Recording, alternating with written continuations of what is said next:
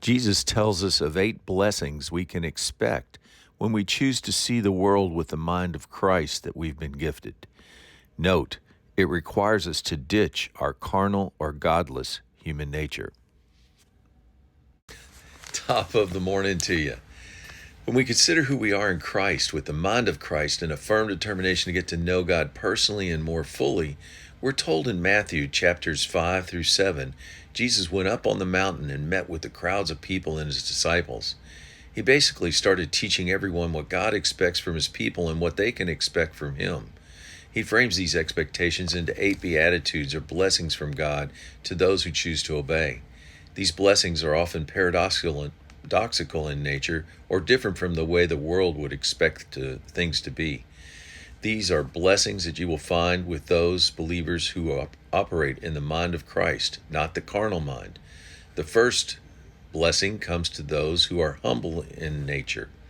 They are empty of themselves, not selfish. Chapter 5, verse 3, Blessed are those who are poor in spirit or humble, for theirs is the kingdom of heaven.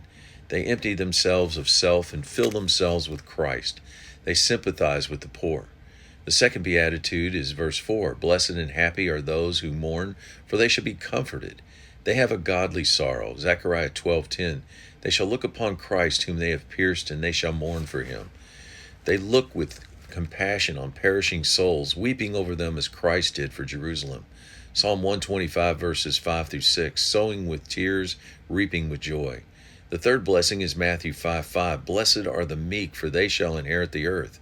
The meek quietly submit to God, his word and correction, and are gentle to all people, Titus 3:2. The fourth blessing is Matthew 5:6, Blessed are those who hunger and thirst for righteousness, they shall be completely satisfied. They put their hope in God, they bear the image of God, their identity from God is restored. The fifth blessing is Matthew 5:7, Blessed are those who are merciful, they shall receive mercy. The sixth blessing is Blessed are those, in chapter 5 verse 8, who are pure in heart, they shall see God. This is opposite of the world's pollution and corrupt way of things. They obey from the heart, not just their mouths. The seventh blessing is Matthew 5:10, Blessed are those who are peacemakers, they shall be called sons of God through Christ, who is the Prince of Peace. The eighth blessing is Matthew 5 verses 10 through 11, Blessed are those who are persecuted for righteousness' sake. People saying all kinds of things falsely against them on his account.